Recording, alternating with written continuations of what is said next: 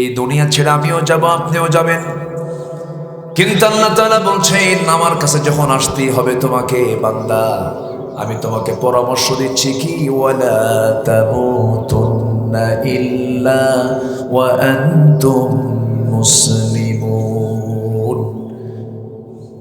মুসলমান না হয়ে মরো না।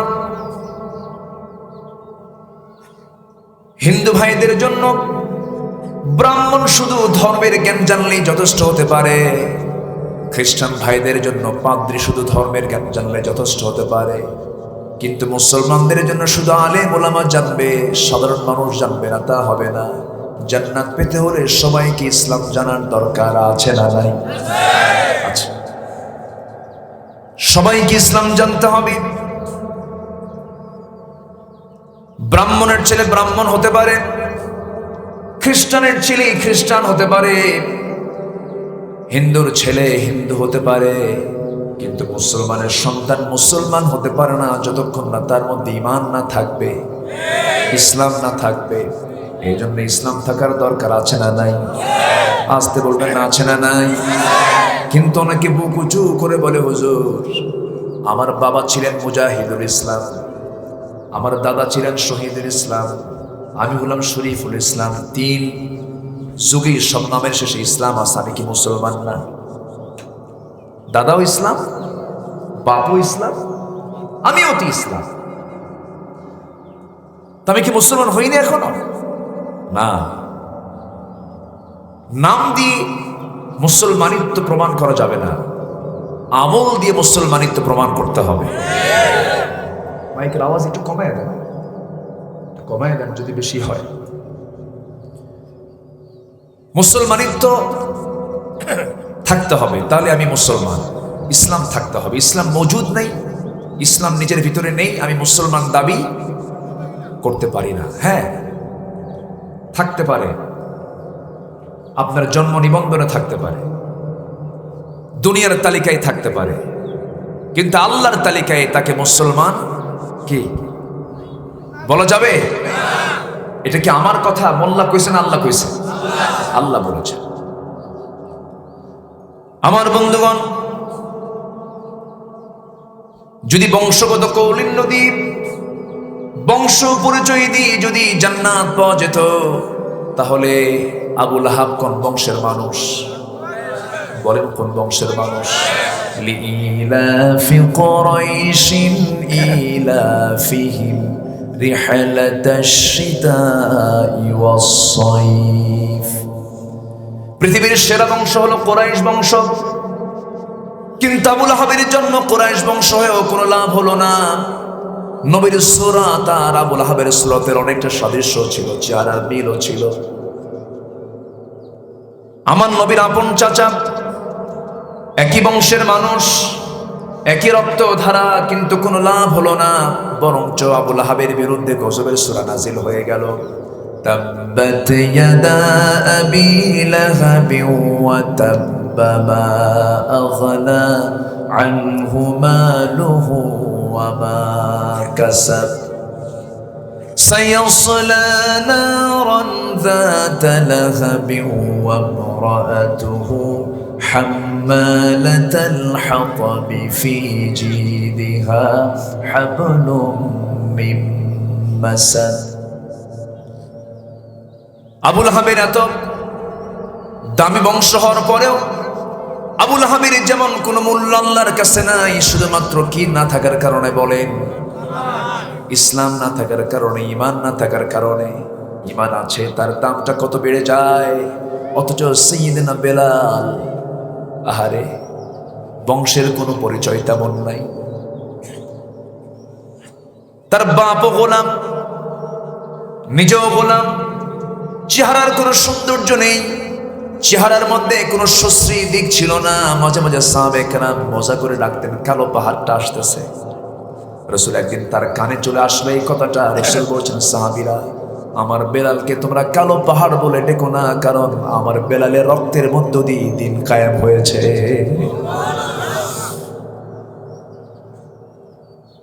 চেহারার কোনো সৌন্দর্য ছিল না। আমার নবী বিশ্বের সেরা সুন্দর মানুষ, আমার রাসূলের মতো সুন্দর করে পৃথিবীর কাউকে সৃষ্টি করা হয় না। আমার নবী হচ্ছেন মদিনার ইমাম, আর সেই মদিনার মুয়াজ্জিনের পদ নিয়ে নিয়েছেন ঈমান থাকার কারণে সাইয়্যিদনা বেলাল। জোরে বলি সুবহানাল্লাহ। বংশ দিয়ে কি করবেন? আল্লাহ রাব্বুল আলামিন বলছেন, ইন্না খালাকনাকুম মিন যাকারিন ওয়া উনসা ওয়া জাআলনাকুম শুউবান ওয়া ক্বাবাইলা লিতাআরাফু ইন্না আকরামাকুম ইনদাল্লাহি আতকাকুম। আমি তোমাদেরকে সৃষ্টি করেছি এক নর এক নারী থেকে, এক পুরুষ এক নারী থেকে আমি সৃষ্টি করেছি। বিভিন্ন গোত্রে গোত্রে ভাগ করে দিয়েছি, বিভিন্ন ভাষা দিয়েছি, বর্ণ দিয়েছি, যেন তোমরা একে অপরকে লিতাআরাফু চিনতে পারো। তবে একটা কথা জেনে রেখে দিও, নিঃসন্দেহে আমার কাছে কোনো বংশ, কোনো নাম, কোনো পরিচয়, আমার কাছে সম্মান কেউ পাবে না এই সমস্ত কিছু দিয়া। আমার কাছে সেই সবচাইতে সম্মানিত যে আমি আল্লাহ আমাকে সবচাইতে বেশি মহব্বত করে, সবচাইতে বেশি ভয় করে। জোরে বলি সুবহানাল্লাহ। মাস 6 কি 7 আগে হবে, আমি উত্তরা এয়ারপোর্ট থেকে ডোমেস্টিক সাইড থেকে আমি যাব চিটাগাং, যাব মাহফিল আছে। তো মাহফিলে যাব আমি, ইমিগ্রেশন কি বলে বোর্ডিং পাস নিয়ে ভিতরে ঢুকে গেলাম। ঢুকে গিয়ে বসে আছি বিমানের অপেক্ষায়, সময় লাগবে আধা ঘন্টা 40 মিনিটের মতো। তো কোথায় বসি, কার সঙ্গে বসি? সব জায়গায় পর্দার একটা পরিবেশের দরকার আছে না নাই? যারা চলাফেরা করে না, পর্দার কি পরিবেশ এখন আছে? মার্কেটে পুরুষ বেশি না মহিলা বেশি বলেন? সব জায়গায় কিন্তু মেয়েদের একটা অবাধ বিচরণ কিন্তু আমরা লক্ষ্য করছি। হ্যাঁ, চলুক তারা, কিন্তু আল্লাহ তাআলা বলছেন আইয়ুদনিনা আলাইহিন্না মিন জালাবিবিহিন্না, তারা যেন প্রশস্ত কাপড়টা একটা ওড়না দিয়ে যেন তাদের মাথা থেকে নিচ পর্যন্ত যেন ঢেকে ফেলে দেয়। এটা কার কথা? তা আমি বসবো কোথায়, সিট খুঁজতেছে, পাচ্ছি না। তো ভাবলাম যে দেখি একজন হুজুর মাথায় টুপি আছে, আমি তার পাশ থেকে আস্তে করে বসে সালাম দিলাম। তো সালাম দিলাম ঠিক, কিন্তু উত্তরটা খুব একটা মানে আশাব্যঞ্জক হলো না। মানে দিবেন না উত্তর, তাও দিলেন, এরকম একটা ভাব দেখলাম। তো আমি বললাম যে মুরব্বী, আমি সালাম দিয়েছি, তো মুরব্বী আপনার পরিচয়? তো উনি কথা বলতেই চাচ্ছিলেন না, খুব বিরক্তির একটা ভাব। আমার দেশে তো এমন হুজুর আছে আবার টুপি দেখে সালাম দেয়, আসেন এরকম আছে না? যদি টুপিটা মিলে তাহলে সালামটা দেয়, কথাবার্তা বলে। আমরা মুসলমান হয়েছে কিন্তু আমাদের অন্তরটা খুব ছোট বানিয়ে রেখেছি। আসতে বলবেন না, জোরে বলুন ঠিক কিনা? সাহাবীরা যুদ্ধে পোশাক পায় না, আর আমার দেশে টুপির বাহারি। তো টুপি হয়তো আমারটা পছন্দ হয় না, এই জন্য উনি আমার মানে একটু এড়িয়ে এড়িয়ে যাচ্ছে। সালাম দিলে আগে টুপির দিকে চায় থাকে, এটা কোন গ্রুপ? হাদিসে কি এরকম কিছু আসছে? আইয়ুল ইসলামি খাইর, হে রাসূল ইসলামের কোন কাজটা সবচেয়ে উত্তম? রাসূল বললেন ক্বালা তুতঈমুত তুআম ওয়া তুকরিউস সালাম আলা মান আরাফতা ওয়া মান লাম তারিফ। মানুষকে খাওয়ানো, খাওয়াও, এটা ভালো কাজ। আর চেনো না চেনো, যদি জানো সে মুসলমান, সিমটমটা সালাম দিয়ে দিবা। সুবহানাল্লাহ বলেন। যার মুখে সালাম বেশি সে ব্যক্তি বিনয়ী, আলহামদুলিল্লাহ।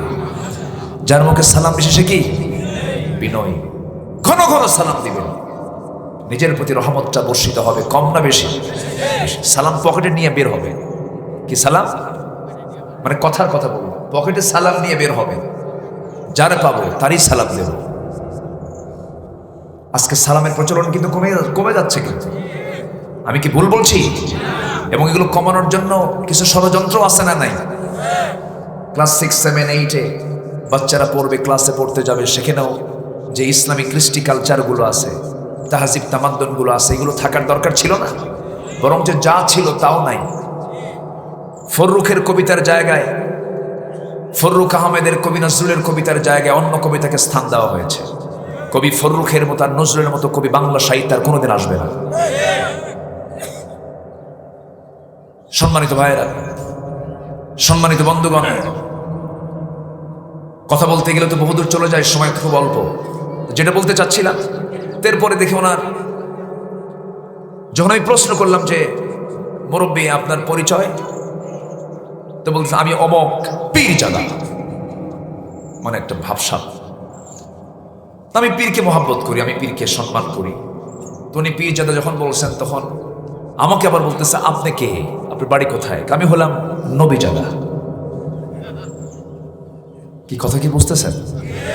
আমার কইছে আমি বললাম আপনি কে? আমি বলছি আমি অমক পীরজাদা। আপনি কি? আমি হলাম নবীজাদা। তো এদিকে এরকম চোখ বড় করে তাকায় আছে। আপনি এরকম করে কথা বলেন মানে? হ্যাঁ, আপনি যদি বাবার পরিচয় দিতে পারেন, আমি কি বাবার পরিচয় দিতে পারবো না? আপনি পীরজাদা হতে পারেন, আমি হলাম নবীজাদা। আমার বাপ নবী আদম, তার সন্তান আমি, আদম সন্তান, আমি নবীজাদা। কি রাইট আছে না?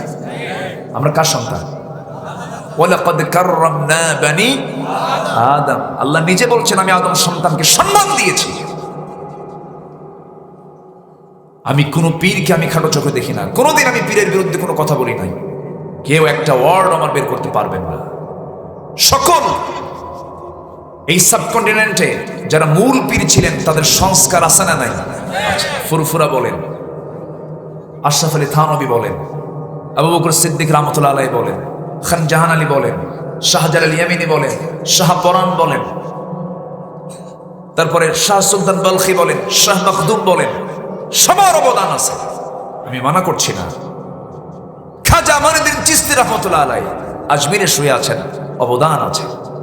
কিন্তু সবাই তো মূল পীর ছিলেন, এখন তো মূল পীর নাই, এখন তো সব পীরজাদা। এর মধ্যে দুই একটা হারামজাদা নাই? আসতে কয় আছে না নাই? ইমানদার হবে অহংকারী না বিনয়ী? ইমানদার কি সালামের অপেক্ষায় থাকবে না, সালাম দেবে? দিয়ে ফেলবে। আম্মা জান আয়েশা বলেন আমি রাসূল কি কোনদিন আগে সালাম দিতে পারি নাই। রাসূল তার মুখ থেকে কখন সালামটা বের করে দিতেন আমি নিজেও টের পেতাম না। ঘরের স্ত্রীর সাক্ষ্য এটা। একজন সাহাবী রাসূলকে আগে সালাম দিতে পারেন না, রাসূল আগে সালাম দিয়ে ফেলেন। একদিন তিনি কৌশল করলেন, যেমন করে হোক রাসূলকে আমি আগে সালাম দেব। একটা মোটা বৃক্ষের আড়ালে তিনি দাঁড়ায় গেলেন। নবীজি হেঁটে হেঁটে আসছিলেন, চট করে আচমকা গাছের আড়াল থেকে বের হয়ে লক্ষ্য করে সালাম দিচ্ছেন, আসসালামু আলাইকা ইয়া রাসূলুল্লাহ। আমার নবীজি সালামের জবাব দিয়ে বলছেন, সাহাবী এমন টেকনিক করে আগে সালাম দিলে কিন্তু সওয়াব পাবা না। সওয়াব যদি পেতে চাও সামনাসামনি আসো। সুবহানাল্লাহ বলবেন না? বিশ্ব নবীর চরিত্র বিশ্বমানের। আলহামদুলিল্লাহ, জোরে বলি আলহামদুলিল্লাহ। আমরা বিনয়ী হব। ইমানদার সবচাইতে বড় দিক হলো সে কি হয়? বিনয়ী। অহংকার তার মধ্যে থাকবে না। সে রাস্তায় যখন চলবে ভাববে সে একজন গোলাম। সে একজন কি? গোলাম। গোলাম কি প্রভুর মতো চলবে? আমি তো গোলাম, আপনি তো গোলাম। আমার নবীর প্রথম পরিচয় কিন্তু গোলাম। আমার নবী রাসূল ছিলেন, নবী ছিলেন, কিন্তু তার প্রথম পরিচয়টা কি বলেন? আবদুহু ওয়া রাসূলুহু। সুবহানাল্লাযী আসরা বিআবদিহি। আল্লাহু আকবার। বান্দা কখনো প্রভুর গুণ নিতে পারে না। অহংকার হলো কার গুণ? অহংকার কার করবে? কে করবেন অহংকার? বান্দা কখনো প্রভুর গুণ নিতে পারে না। প্রভু অহংকার করতে পারে না। আমার রব অহংকার করতেই পারেন, কেন? তার অহংকার করার যোগ্যতা আছে না নাই? বলেন আছে। বান্দা কখনো অহংকার করবে না। বান্দা কেমন হবে? ওয়া ইবাদুর রাহমানিল্লাযীনা ইয়ামশুনা আলাল আরদি হাওনাও ওয়া ইযা খাতাবাহুমুল জাহিলুনা ক্বালু সালামা والذين يبيتون لربهم سجدا وقياما والذين يقولون ربنا اصرف عنا عذاب جهنم إن عذابها كان غراما إنها ساءت مستقرا ومقاما জোরে বলুন আল্লাহু আকবার। সূরা ফুরকানের ভিতরে বিনয়ী বান্দার, আল্লাহ রহমতি প্রাপ্ত বান্দার, রহমানের যারা প্রকৃত বান্দা তাদের 17টা গুণের কথা বলেছেন। এর মধ্যে আমি প্রথম কয়েকটা বললাম। 1 নাম্বার, তারা হবে উগ্র না বিনয়ী, মেজাজি না ধৈর্যশীল, কথার মধ্যে রুক্ষতা না মিষ্টি ভাব, মিষ্টি ভাব থাকবে, সুন্দর করে কথা বলবে। সুন্দর কথা বলো সাদকা, সুন্দর কথা বলো কি সাদকা। জমিনে যারা অত্যন্ত বিনয়ী হয়ে চলবে। এবং নাম্বার 2 হলো ওই সমস্ত বান্দা যখন মূর্খদের সামনে যাবে কোনো তর্ক বিতর্ক করবে না, শুধু মূর্খ সামনে যখন দাঁড়াবে কোনো কথা না বলে ওয়াইদা খাতাবাহুমুল জাহিলুনা ক্বালু সালামা, সালাম দিয়ে সেখান থেকে কেটে পড়বে। কোনো তর্ক বিতর্কে যাবে না, তারা বেফাঁস কোনো কথা বলবে না। যদি কোনো বান্দাই জিহবার যদি হকটা আদায় করতে পারে, জিহবাকে যদি সংযত রাখতে পারে, তার জান্নাত হাতের মুঠোয় চলে আসবে। যেরকম সুবহানাল্লাহ।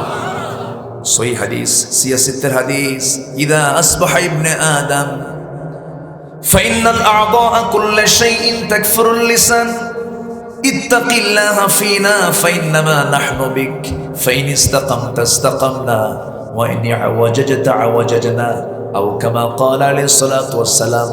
রাসূল বলেছেন, যখন কোনো বান্দা সকালবেলা ঘুম থেকে উঠে যখন সে সকালটা করে, ফাইনাল আ'দাআ কুল্লা শাইইন, মাথা থেকে পা পর্যন্ত সমস্ত অঙ্গ প্রত্যঙ্গগুলো সব জিহ্বার কাছে চলে আসে।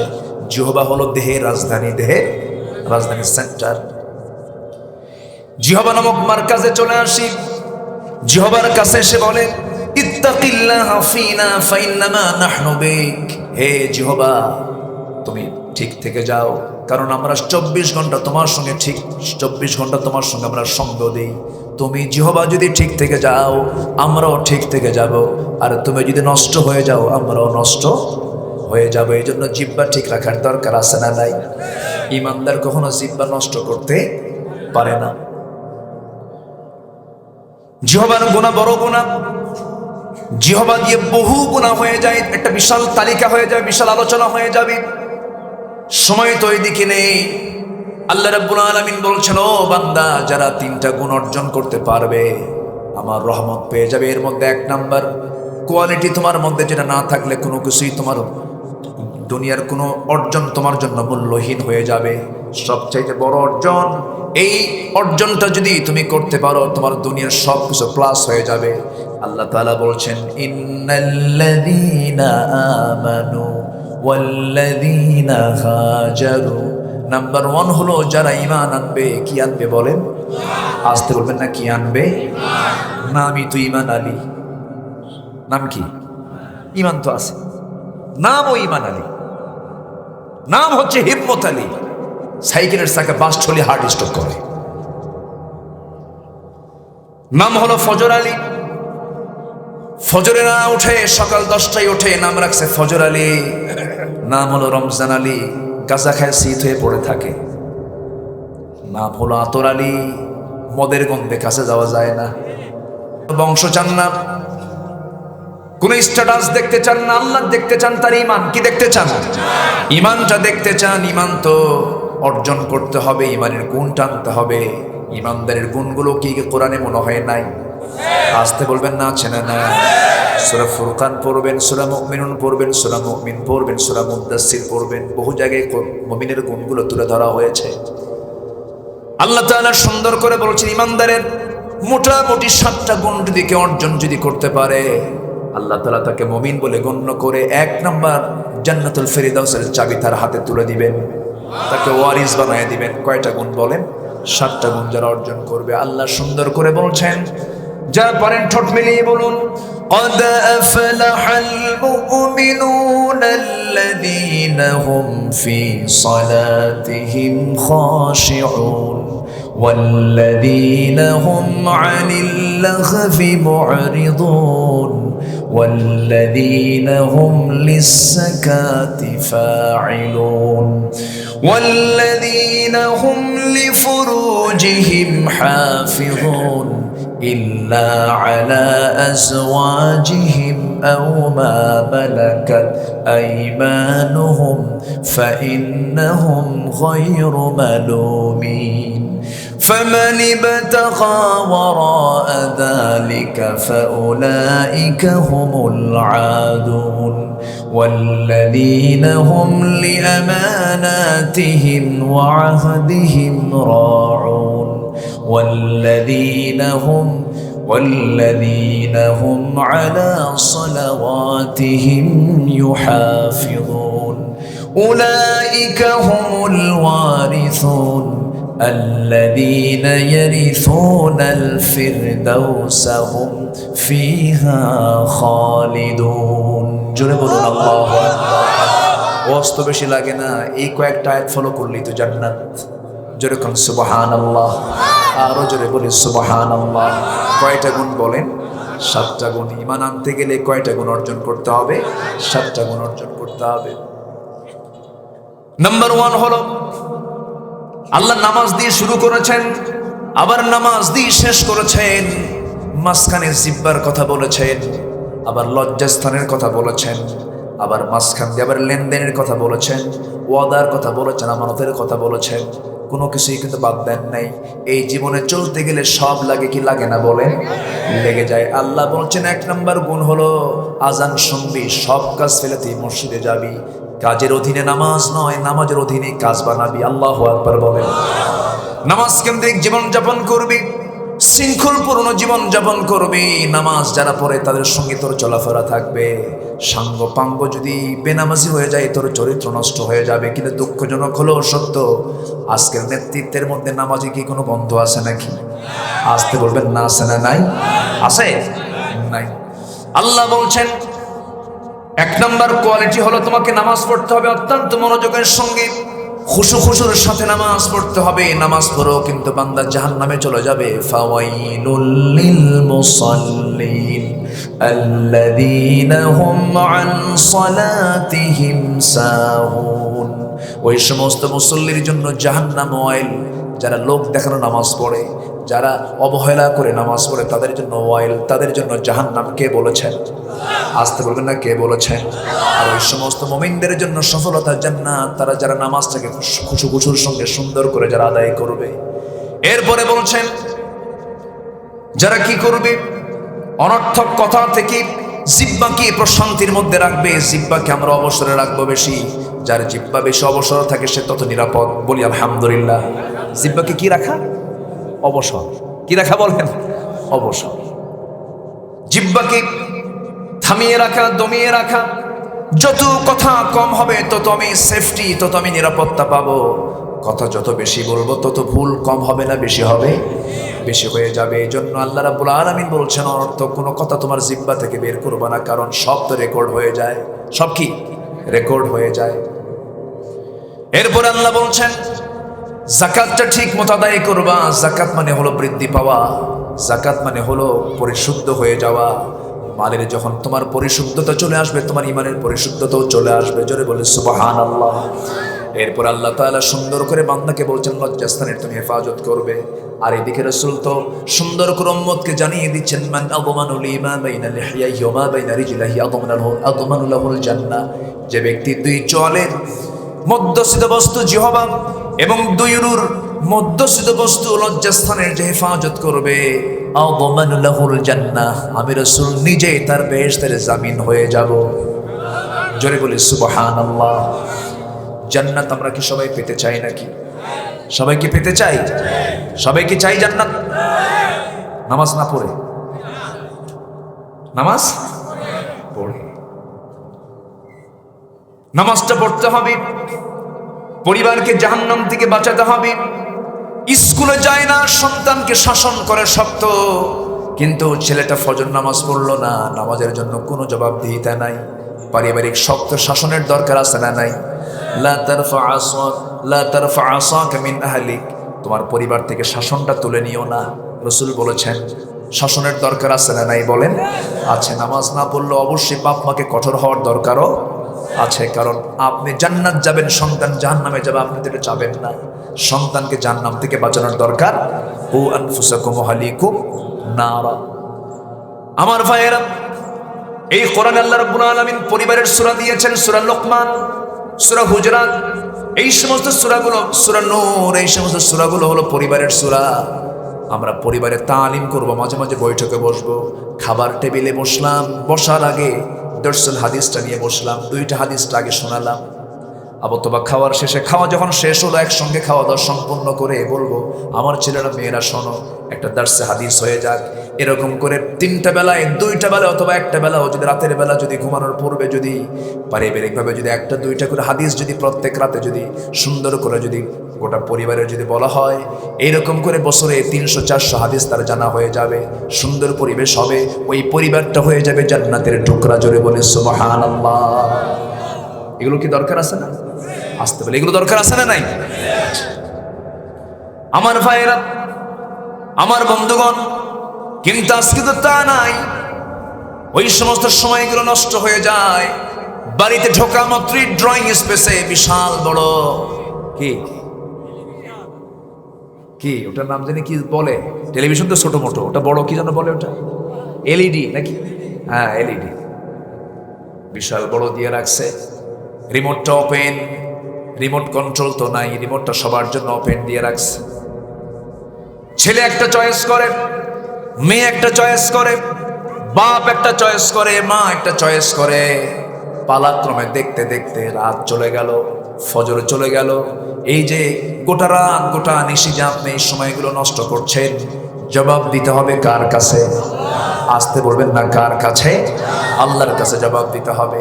মেয়েরা যে সমস্ত নাটক সিনেমাগুলো দেখে, দেশীয় না ভারতীয়? বলেন, দেশীয় না ভারতীয়? আমরা কি ভারতীয় না আমরা বাংলাদেশি? তো আপনি এগুলো দেখেন কেন? তাদের শিক্ষা আলাদা, তাদের সংস্কৃতি আলাদা, তাদের পূজা পার্বণ থাকে, তাদের পোশাকটা ভিন্ন, তাদের কালচারটা ভিন্ন। কিন্তু দেখেন আজকে সাংস্কৃতিক আগ্রাসন কি পরিমাণ সাংস্কৃতিক আগ্রাসন চলছে। যেই পোশাকটা কলকাতার মিডিয়াতে নাটকে আগের দিন হয়তো টেলিভিশনে প্রচার হয়ে গেছে, পরের দিনই এদেশের মেয়েদের গায়ে ওই পোশাক উঠে গেছে। আমি কি ভুল বলতেছি? গোটা পৃথিবীতে আজকে 2টা যুদ্ধ চলছে, একটা হচ্ছে সাংস্কৃতিক যুদ্ধ, কালচারাল ওয়ার, আরেকটা হলো মিলিটারি ওয়ার, সামরিক যুদ্ধ। সামরিক যুদ্ধ দিয়ে যতটুকু না পশ্চিমারা ওরা লাভবান হচ্ছে, তার চেয়ে বেশি লাভবান হচ্ছে হলো সাংস্কৃতিক যুদ্ধ দিয়ে, কালচারাল ওয়ার দিয়ে। কেমন করে দেখেন, ফিফা হয়ে গেল, ওয়ার্ল্ড কাপ ফিফা হলো, আর্জেন্টিনা কোথাকার দেশ, সেই দেশের খেলোয়াড় 10 নম্বর জার্সি পরে, কি নাম জানো? দেখেন কি সুন্দর করে বলে ফেলবে। অথচ এখানে উচিত ছিল মুসলমানের এই লোকের নাম মুখস্থ করা না, বড় একটা আল্লাহর ওলির নাম মুখস্থ করা, একটা আল্লাহওয়ালার নাম মুখস্থ করা দরকার ছিল। অথচ তার নামটা কিন্তু আমরা বলে ফেললাম, মেসি।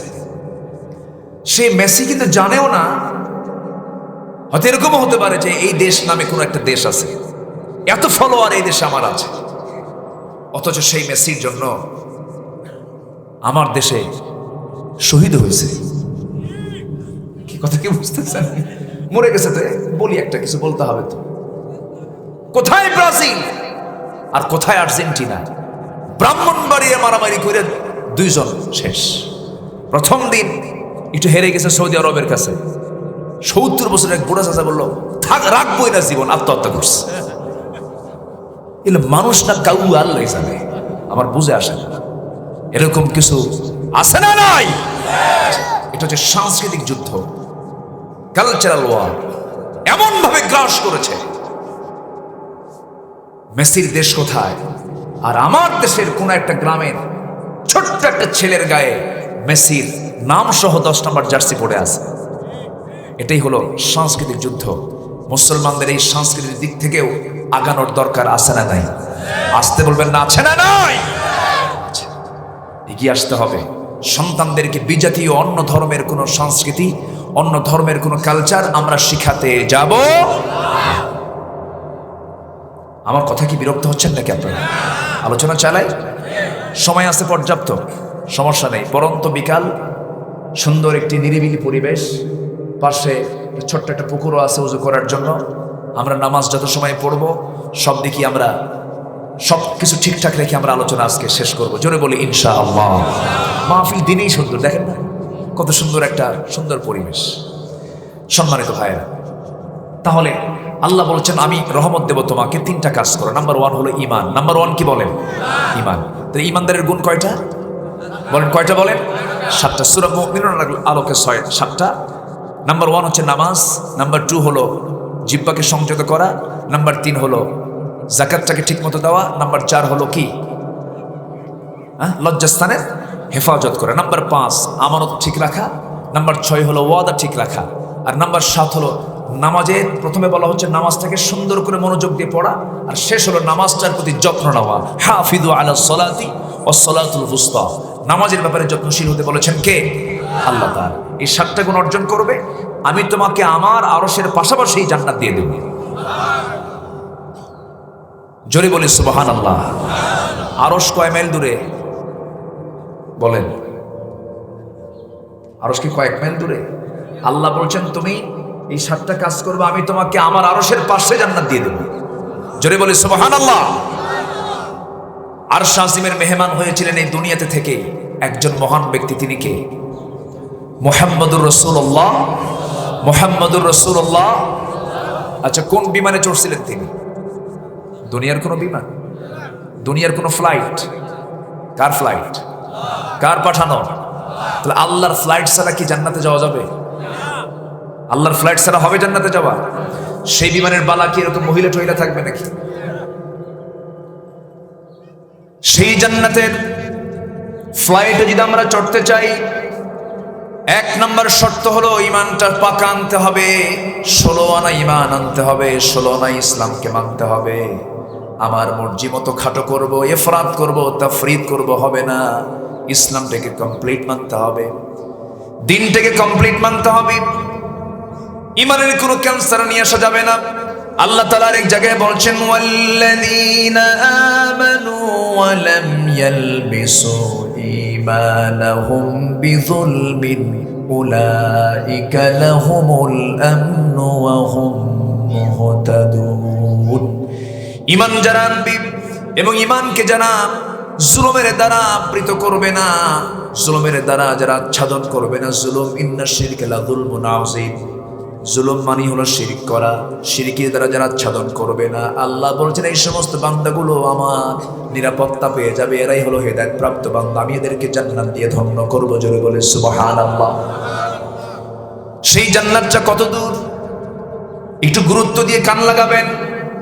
আল্লাহ বলছেন বান্দা আমি আরশ আজিমের প্রতিবেশী তোকে বানায় দেব, পাশের জান্নাতটা আমি তোকে দিয়ে দেব।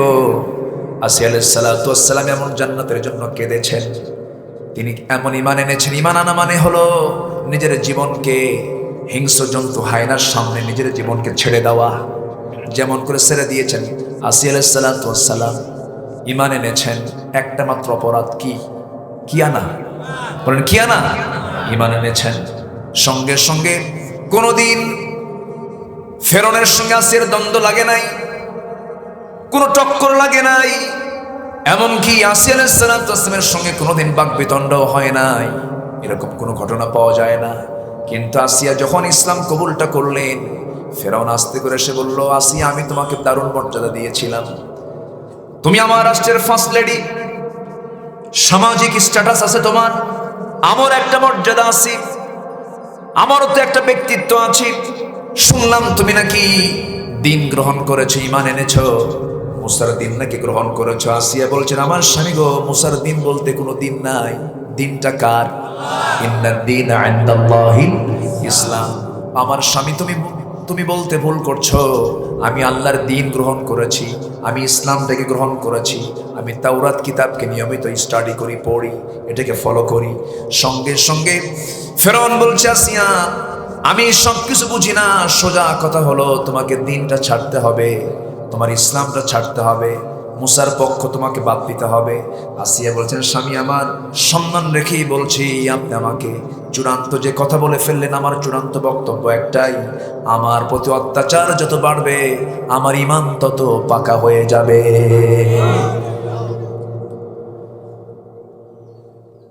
ফেরাউন আসিয়া আলাইহিস সালামের উপরে বহু টর্চার শুরু করে দিল।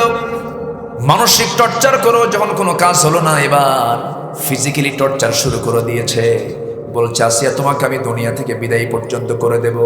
আসিয়া বলছেন, আমাকে কি করবেন জানি না, তবে আমি আসিয়া নাকের মধ্যে জান্নাতের ঘ্রাণ পাচ্ছি। জোরে বলুন সুবহানাল্লাহ। চূড়ান্ত কথা তিনি বলেই ফেললেন। অনেক লম্বা কথা ছিল। ইসলাম মানতে গেলে, দিন মানতে গেলে, ঈমান আনতে গেলে যত প্রকার বাধা পৃথিবীতে এসে থাকে, সব বাধাকে মোকাবেলা করেছেন আসিয়া আলাইহিস সালাতু ওয়াস সালাম। এমনি তার নাম কোরআনে আসে না, ইমরাতা ফিরাউন। সকল পরীক্ষা কি তিনি সামনে ফেস করেছেন। পারিবারিক বাধা, সামাজিক বাধা, রাষ্ট্রীয় বাধা, সব বাধাকে তিনি ডিঙ্গিয়ে তিনি ইমানটাকে তিনি ওর উপরে বিজয়ী করে দিয়েছেন। আসিয়া আলাইহিস সালাতু ওয়াস সালামকে সর্বশেষ যখন পারা গেল না, বলা হলো, তোমাকে কিন্তু এখন জল্লাদ করতে দুই টুকরা করে দুনিয়া থেকে বিদায় করে দেওয়া হবে। আসিয়া আলাইহিস সালাতু ওয়াস সালাম অনড় থাকলেন, ইস্তেকামাত থাকলেন, অবিচল থাকলেন, অবিচল আস্থা আল্লাহর প্রতি আনলেন। শেষ পর্যন্ত জল্লাদকে পর্যন্ত পাঠানো হলো। জল্লাদ তার সামনে হাজির হয়ে গেল। জল্লাদ হাতে ধারালো অস্ত্র নিয়ে তার মাথায় মেরে দেবে, করাত তার চিরবে, তার মাথা তার গোটা বডি চিরে ফেলবে। ধারালো করাত যখন তার সামনে হাজির করেছে, ধারালো করাত থেকে তিনি চুল পরিমাণ ভয় পেলেন না, বরঞ্চ সেই সময় তিনি মাথা উঁচু করে, হাত দুইটা উঁচু করে আসমানের দিকে তাকায় আল্লাহর কাছে একটা দোয়া করেছেন। সেই দোয়াটা আল্লাহর এত পছন্দ হয়েছে, তার কিতাব হলো তাওরাত, অথচ তার দোয়াটা স্থান পেয়েছে কোরআনে কারীমের ভিতরে। জোরে বলে সুবহানাল্লাহ। কি দোয়াটা তিনি করলেন? সূরা তাহরীম, যারা পারেন সঙ্গে বলুন, রব্বি বিনিলি ইনদাকা বাইতান ফিল জান্নাতি ওয়া নাজ্জিনি মিন ফিরআউনা ওয়া আমালিহি। আল্লাহ তাআলা, তুমি আমার জন্য বানিয়ে দাও, রব্বি বিনিলি ইনদাকা, তোমার কাছে, বাইতান, একটা ঘর, ফিল জান্নাহ, জান্নাতের মধ্যে। আল্লাহ, আমি জান্নাত, এমন জান্নাত চাবো না যে জান্নাত তোমার থেকে দূরে হয়। ইনদাকা, ইনদাকা আরবি যারা বোঝেন, ইনদাকা আল্লাহ, তোমার ঘরের সাথেই যেন ঘরটা হয়। তোমার ঘরের সঙ্গে আমি ঘরটা চাই আল্লাহ। আমি দুনিয়ার কোনো যশ চাই, যশ সম্মান চাই না, দুনিয়ার কোনো খ্যাতি চাই না, ফার্স্ট লেডির মর্যাদা আমার দরকার নাই, দুনিয়ার কোনো খ্যাতি সম্মানের দরকার নাই। তুমি আমাকে ওয়ানাজ্জিনি মিন ফিরআউনা ওয়া আমালিহি, ফিরআউনের অনিষ্ট থেকে তুমি আল্লাহ আমাকে বাঁচায়া আমাকে তোমার সঙ্গী বানায়া নাও, তোমার ঘরের সঙ্গে আমাকে একটা ঘর বানাইয়া দাও। যখন দোয়াটা করলেন, দোয়া কবুল হয়ে গেল। করাত দিয়ে চিরে দুই টুকরা করে শহীদ করে দেওয়া হলো।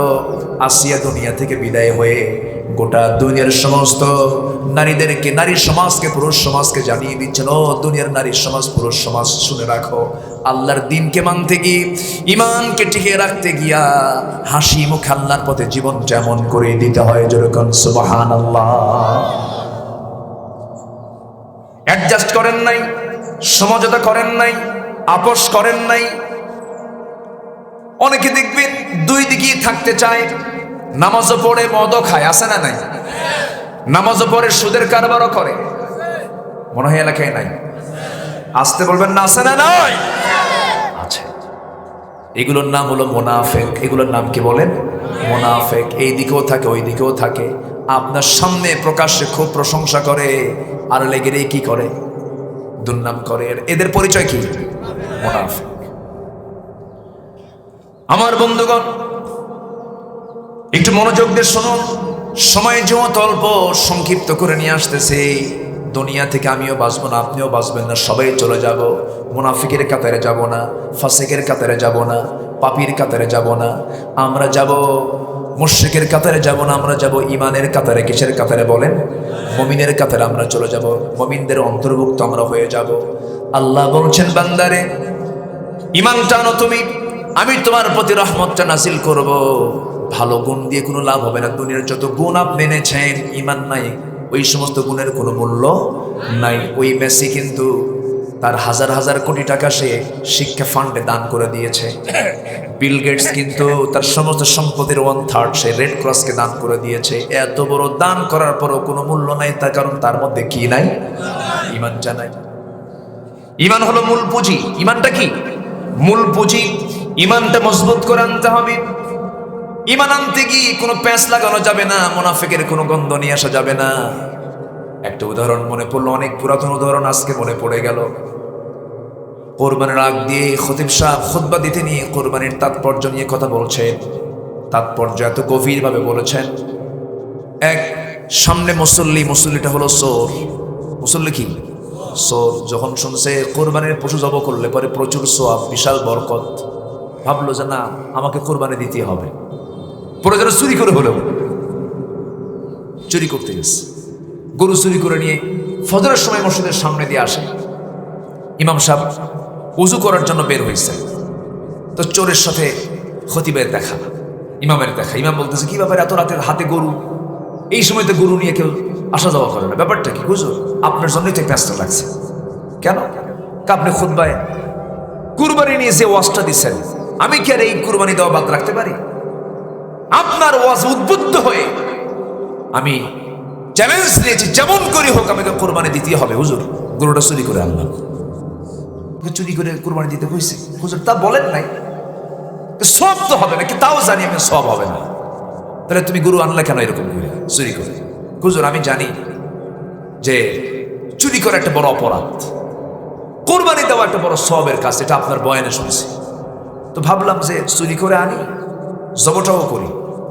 যদি আমার সব নাও হয় কোরবানির, যদি সবটা যদি নাও হয়, কোরবানি করছি এটা তো সবের কাজ, চুরি করছি এটা গুনার কাজ, প্লাস মাইনাসে মাইনাস, মাঝখান দিয়ে তোমার গোশত খাওয়া বোনাসটা হবে, তো গোশত খাওয়া বাদ দেবো কেন হুজুর? এরকম হিসাব কষা লোক কিছু সমাজে আছে। আসতে বলবেন না, আছে না নাই? আছে না নাই? হাজার রাত আপনি তাহাজ্জুদ পড়েন, হাজার বার আপনি জিকির আজগার করেন, কিন্তু একটা কবিরা গুনাহ থেকে নিজের জীবনকে বাঁচান। হাজার রাতের ইবাদতের চাইতে একটা কবিরা গুনাহ থেকে বাঁচা, এটাই বড় বুজুর্গি। চেষ্টা করতে হবে আমার জীবন থেকে যেন কোনো গুনাহ আমার জীবনে যেন ইন না করে, আমি যেন গুনাহমুক্ত জীবন যাপন করতে পারি। জোরে বলি ইনশাআল্লাহ, আর জোরে বলি ইনশাআল্লাহ। আল্লাহ বলছেন, বান্দা, ইনতাজতানিবু কাবাইরা মা তুনহাউনা আনহু নুকাফির আনকুম সাইয়্যাতিকুম। তুমি যদি তোমার জীবন থেকে বড় বড় গুনাহগুলোকে যদি ছেড়ে দিতে পারো, আমি তোমার ছোট ছোট গুনাহগুলোকে মাফ করে আমি তোমাকে অনুদখিলকুম মুদখালান কারীম, আমি তোমাকে সম্মানজনক জান্নাত দিয়ে দেব। কিন্তু আজকে আমরা সমাজে বসবাস করছি সওয়াবের সমাজে না গুনার সমাজে? বলেন, আজকের সমাজে সওয়াব, ভালো কাজ করা সহজ না খারাপ কাজ করা সহজ? বলেন, ভালো কাজ করা সহজ না খারাপ কাজ করা সহজ? খারাপ কাজ, মন্দ কাজের আজকে মহড়া চলছে বেশি, নেতৃত্ব চলছে আজকে বেনামাজির। আসতে বলবেন না, জোরে বলুন ঠিক কিনা? যার নামাজ নাই তার নেতৃত্ব কিসের? রাসূল নেতৃত্বের ইঙ্গিত দিয়েছেন নামাজ থেকে। সমাজের নেতৃত্ব গড়ে উঠবে হলো নামাজ থেকে, নামাজ থেকে। যার নামাজ নাই তার কিসের নেতৃত্ব? সে তো আল্লাহকে ফাঁকি দেয়, সে জনগণকে ফাঁকি দেবে। আমি কি ভুল বলছি?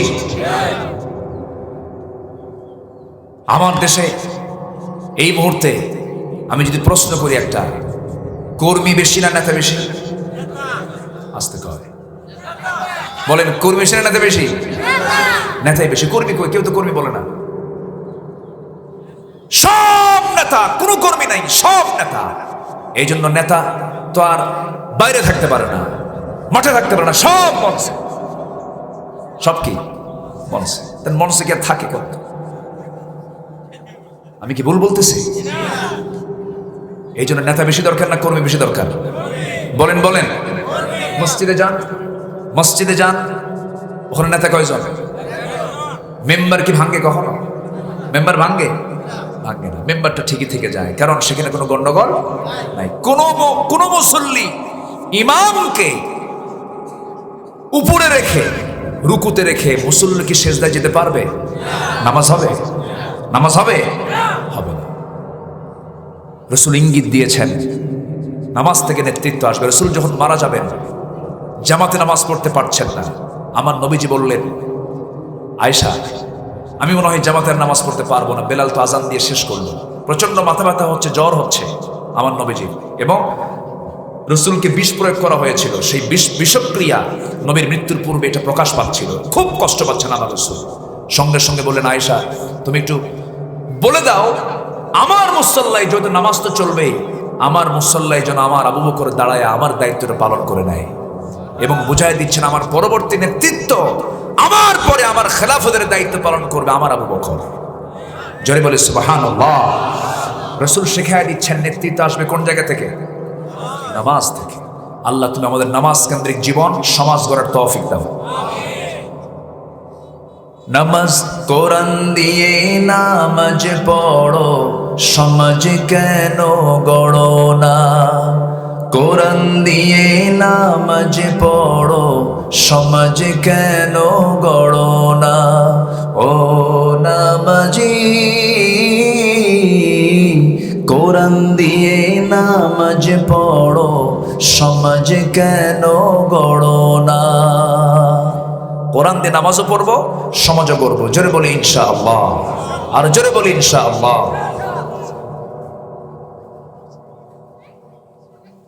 ঠিক আছে, আমি কি আলোচনা চালাবো? কারো কোনো অসুবিধা নাই তো? বলি ইনশাআল্লাহ। কয়টা কাজে রহমত আসবে আল্লাহর? বলেন কয়টা কাজে? এক নম্বর, আমরা ঈমান আনবো কার উপরে? আসতে বলবেন না, কার উপরে? আল্লাহর। আমার ভাইয়েরা কি করবো? উঠে যে দুই একজন করে শেষ করে দেব কি? আমার কবির ভাই কোথায় আছেন? তো আলহামদুলিল্লাহ। নিচে কেন? রুবেল ভাই আলহামদুলিল্লাহ। সবাই তো আছে, বলি আলহামদুলিল্লাহ। এই মাহফিল প্রত্যেক বছর হোক, সবাই চান তো নাকি? সবাই চান। আল্লাহ কবুল করুন, জোরে বলি আমিন। আমি তো প্রথমে হতাশ হয়েছিলাম যে লোকজন কোথায়, কিন্তু আপনারা যে এরকম সালাক তা তো বুঝি নাই, সব সময় মতো হাজির হয়ে গেছে। আলহামদুলিল্লাহ, বলি আলহামদুলিল্লাহ। দিনের বেলা এত মানুষ হওয়া মানে এটা বিশাল ব্যাপার। সবার তো বহু কাজ থাকে, সব কাজ ফেলে মাহফিলে চলে এসেছেন। আল্লাহ সবার এই অংশগ্রহণকে কবুল করুন, জোরে বলি আমিন। তিনটা কাজ ঈমান। এক নম্বর কি বলেন? সবাইকে 5 ওয়াক্ত নামাজ পড়বো? হাত তুলে দেখেন তো দেখি, জোরে বলি ইয়া আল্লাহ, আরো জোরে ইয়া আল্লাহ। আমাদেরকে 5 ওয়াক্ত সালাত আদায় করার তৌফিক তুমি আল্লাহ দিয়া দাও, জোরে বলি আমিন। এরপর হলো ওয়াল্লাযীনা হাজারু, যারা হিজরত করবে। যারা কি করবে? হিজরত। হিজরতের বহু ব্যাখ্যা আছে, আমি শর্ট করে বলছি, একটু কান লাগাবেন। হিজরতটা হচ্ছে কোনো হারাম কাজ ছেড়ে দাও, এটা হিজরতের অংশ। আল মুহাজিরু মান হাজারা মা নাহাল্লাহু আনহু। আল্লাহ তাআলা যা মানা করেছেন, এই মানা জিনিসগুলোকে নিজের জীবন থেকে মাইনাস করাটাও হিজরত। বলি আলহামদুলিল্লাহ। এখানে আল্লাহ তাআলা হিজরতের যে ইঙ্গিতটা দিয়েছেন, এটা হলো আমার রাসূল যখন মক্কায় থাকতে পারলেন না, তখন তিনি ওই মক্কা থেকে চলে গেলেন কোথায়? এটার নাম কি? মানে এটার নাম কি? হিজরত। হিজরতের ফলাফল কি হলো? হিজরতের ফলাফল কি? খারাপ হয়েছে না ভালো হয়েছে? ভালো হয়েছে। হিজরতের আগে রাসূল দাওয়াত দিয়েছেন 13 বছর, মার খেয়েছেন। কি মার খেয়েছেন? হিজরতের পরের 10 বছর মার খেয়েছেন না দিয়েছেন? বলেন, মার খেয়েছেন না দিয়েছেন? মার খাওয়া সুন্নাত, মায়ের দেওয়া সুন্নাত। কিফায়েত ভাই ওই জায়গায় বসে আছেন, উপরে বসা। মার খাওয়া সুন্নাত, মার দেওয়া সুন্নাত। শুধু মার খেতেই থাকবো না, রাসূল তরবারি ব্যবহার করেছেন। মুসার শক্ত লাঠি হাতে নিয়ে 90 ফেরাউনদের মোকাবেলা করতে হবে মুসলমান। মদের বোতল, সুদের কারবার, জেনার কারবার, জুয়ার কারবার, এটা কি মুসলিম সমাজের বৈশিষ্ট্য না আবু জেহেলের সমাজের বৈশিষ্ট্য? আবু জেহেলের সমাজের বৈশিষ্ট্য এগুলো। আমার নবীজি এগুলোকে বন্ধ করার জন্য হিজরত করতে বাধ্য হলেন, শক্তি সঞ্চয় করলেন, সাহাবে কেরাম কিনে মদিনায় আসলেন। কিন্তু মক্কার কুরাইশরা কিন্তু বসে থাকলো না, ওরাও চেষ্টা করছে। আল্লাযীনা কাফারু ইউকাতিলুনা ফি সাবিলিত তাগুত, তারাও চেষ্টা করে রাসূলের দ্বীনকে নিভিয়ে দেওয়ার জন্য বহু চেষ্টা করতেছে। মদিনার উপকণ্ঠ থেকে কয়েকজন সাহাবীকে তারা অপহরণ করে নিয়ে চলে গেল। কিছু মারা গেলেন, আর একজনকে তারা পাকড়াও করে মদিনা পর্যন্ত নিয়ে, মক্কা পর্যন্ত নিয়ে চলে গেছে। মক্কা পর্যন্ত যখন নিয়ে চলে গেছে, সেই সাহাবীর নাম হচ্ছে খুবাইব ইবনে আদি রাদিয়াল্লাহু তাআলা আনহু। খুবাইবকে বলা হলো, খুবাইব, আমরা একই বংশের মানুষ, তুমি তোমার বাপদাদার ধর্ম ছেড়ে দিয়ে তুমি এটা কি করলা, ছেড়ে দাও। খুবাইব বলছেন, তোমরা আমাকে যে প্রস্তাবটা দিচ্ছ, এই প্রস্তাবের ফলাফল আমি তোমাদেরকে জানিয়ে দিচ্ছি। আমি মানলাম না তোমাদের প্রস্তাব, মরে যাব, শহীদ হব, জান্নাতে যাব, ইসলাম ছাড়া কিছু বুঝি না। জোরে বলে সুবহানাল্লাহ। কথা কি বেশি বলা লাগে? ইমানদারের কথা কি দুই রকম হয় না এক রকম হয়? বাঁকা পথে না সোজা পথে? সোজা পথে। বলে ফেললেন, জেলখানায় ঢুকালো, মারলো, পিটলো, কাম হলো না। রিমান্ডে যত নাই ইমান তত পাকা হয়। শেষ পর্যন্ত খুবাইবের খাবারও বন্ধ করে দিল। খাবার যখন বন্ধ হলো তখন তারা ভাবলো খুবাইব তো মরেই যাবে, কিন্তু না, হিতে বিপরীত হলো। 2-2.5 মাস না খেয়ে রাখার পরও খুবাইবের চেহারার আরো নূর প্রকাশ পেতে লাগলো। কেন, কিভাবে না খেয়ে থাকতে পারে, কিভাবে বাঁচতে পারে? খাবার নাই, পানিও নাই, কিছু নাই। তার দায়িত্বপ্রাপ্ত একজন কোরাইশ, সে পরবর্তীতে ইসলাম কবুল করে। সেই লোকটা বলতেছে, পরবর্তীতে আমি নিজের চোখে দেখেছি, খুবাইব যখন শেষ রাত্রে আল্লাহর কালাম তেলাওয়াত করত, দেখতাম কে যেন জান্নাতের আঙ্গুরের ছড়া তার সামনে ঝুলায় রাখত। একটা করে আঙ্গুর খেতেন।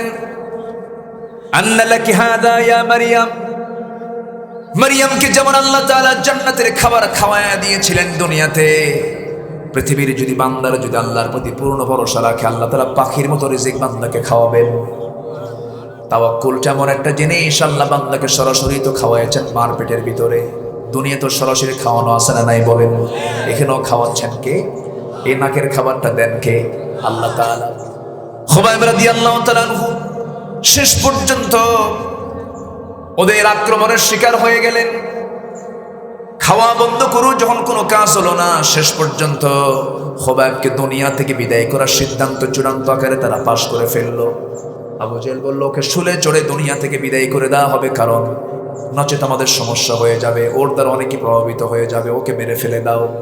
যখন হত্যার অর্ডার হয়ে গেল, আত্মীয়স্বজন এসে বলছে, খুবাইব, তোমাকে অমুক দিন শুলে চড়ানো হবে, তোমার শেষ ইচ্ছা বলতে কিছু ইচ্ছা আছে নাকি বলো?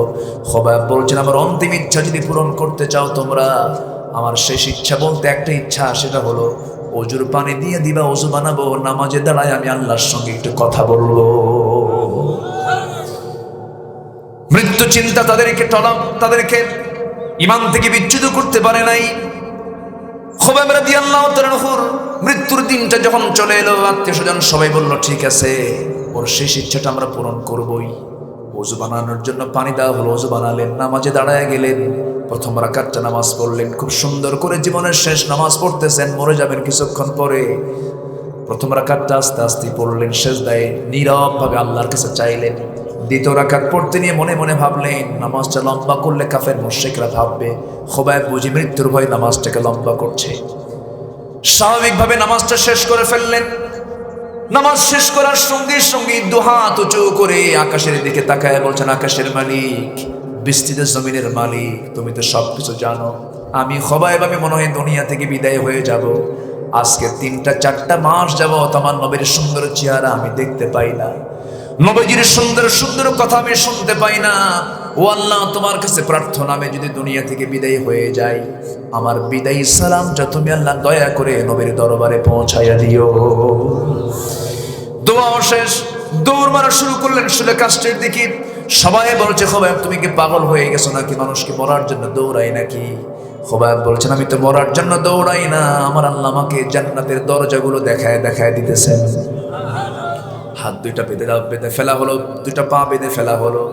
সামনে একজন দাঁড়িয়ে বলছে, খুবাইব মরেই তো যাচ্ছ, কিন্তু এই মরাটা তুমি না মরে যদি মুহাম্মদকে জেগে মারতে পারতাম। এই কথা বলার সঙ্গে সঙ্গে মুখের মধ্যে অনেকগুলো থুতু তিনি জমা করলেন, রাগে গোসায় ফেটে পড়ে অনেকগুলো থুতু জমা করছেন, কারণ হাত দিয়ে মারার কায়দা নাই, পা দিয়ে মারার কায়দা নাই, মুখ দিয়ে বলেও তো কোনো লাভ নাই। মুখে অনেকগুলো থুতু জমা করে ওই ব্যক্তির মুখ বরাবর মুখ ভর্তি থুতু যখন নিক্ষেপ করলেন, আর বলছেন, আল্লাহর কসম, আমার চোখের সামনে আমার নবীর একটা পশমের ক্ষতি হবে, আমি তাকে হালে ছেড়ে দেব না। কি মুহাম্মদ, কি ভালোবাসা! প্রচন্ড রেগে গিয়ে খেপে গিয়ে একজন এসে তার ডান হাতে তরবারির একটা আঘাত করলো। হাতটা ছিটকে পড়ে গেছে। খোবায়েব মুস্কি মুস্কি একটা হাসি মারলেন, আরেকটা আঘাত বাম বাম হাতে মারা হলো। চিৎকার মেরে মেরে হাসতেছেন। সবাই বলছে, খোবায়েব তোমার একটা করে অঙ্গহানি করি, তুমি হাসো কেন, এর কারণটা কি? খোবায়েব বলছে, তোমরা আমাকে একটা করে অঙ্গহানি করে দিচ্ছ, আল্লাহ তাআলা আমাকে জান্নাতের একটা করে হুর দেখায় দেখায় দিচ্ছে। খোবায়েব দুনিয়া থেকে মৃত্যুর কোলে ঢলে পড়লেন, শহীদ হয়ে গেলেন। খোবায়েবের মৃত্যুর খবর মদিনায় পৌঁছায় দিলেন জিবরাইল। আমার নবীজি হঠাৎ করে সাহাবায়ে কেরামের সঙ্গে কথা বলতে তিনি দাঁড়ায় গেলেন। হঠাৎ করে দাঁড়িয়ে গিয়ে কথার মাঝখানে তিনি হাতটা উঁচু করে বলছেন, সালামুন আলাইকা ইয়া খোবায়েব, সালামুন আলাইকা ইয়া খোবায়েব। সঙ্গে সঙ্গে সাহাবীরা বলছেন, ইয়া রাসূলুল্লাহ, খোবায়েবের কি হলো, খোবায়েবের কি হলো, আপনি সালাম দিচ্ছেন কেন? রাসূল বলছেন, ও সাহাবীরা, আমি নিজের চোখে দেখতে পেতেছি আমার খোবায়েব জান্নাতের পাখি হয়ে জান্নাতের মধ্যে উড়ে বেড়াতেছে। আমার ভাইয়েরা, হিজরতের দাম আছে না নাই? ইমানের দাম আছে না নাই? আল্লাহ তাআলা সর্বশেষ তিনটা কাজের কথা বলেছেন। নাম্বার 3 হলো ওয়াজাহাদু ফি সাবিলিল্লাহ, আল্লাহর পথে যারা জিহাদ করবে। এই তিনটা কাজ যারা করবে, আল্লাহ বলছেন, ও বান্দা, এই তিনটাই তোমার জীবনে আসবে। হিজরত আসবে, ইমান তো তোমাকে আনতেই হবে, জিহাদের প্রসঙ্গ তোমার জীবনে আসবে। যে বলে জিহাদ বলতে এখন কিছু নাই, সে ব্যক্তি মুনাফিক। সে ব্যক্তি কি বলেন? মুনাফিক। জিহাদ আছে না নাই বলেন? আসতে বলবেন না, আছে না নাই? আল জিহাদু মাদিন ইলা ইয়াউমিল কিয়ামা, জিহাদ কিয়ামত পর্যন্ত আছে না নাই? এই সমাজ থেকে মদ, সুদ, জেনা, ব্যভিচার বন্ধ করার জন্য সংগ্রামের দরকার আছে না নাই? আন্দোলনের দরকার আছে না নাই? ওয়ালতাকুম মিনকুম উম্মাতুন ইয়াদউনা ইলাল খায়র ওয়া ইয়ামুরুনা বিল মা'রুফ ওয়া ইয়ানহাউনা আনিল মুনকার। সূরা আলে ইমরান 104 নম্বর আয়াত আল্লাহ তাআলা এই কথাটা কেন বলে দিলেন? একটা গোষ্ঠী থাকতে হবে যারা সৎ কাজের আদেশ দেবে, সৎ কাজের বাধা দেবে। এর জন্য আমাদের সংগ্রাম করার দরকার আছে না নাই? এই তিনটা কাজ করবা তুমি। আল্লাহ বলছেন, উলাইকা ইয়ারজুনা রাহমাতাল্লাহ, আশা করা যায় তোমরা আল্লাহর রহমত পেয়ে যাবে। আমি আল্লাহ কিন্তু বড় ক্ষমাশীল, গফুর রহিম। আমি তোমাকে দয়া করে মাফ করে দেব। তিনটা কাজ করে তোমরা আমার কাছে আসো। জোরে বলে সুবহানাল্লাহ। আল্লাহ কবুল করুন, আল্লাহ কবুল করুন, আল্লাহ কবুল করুন।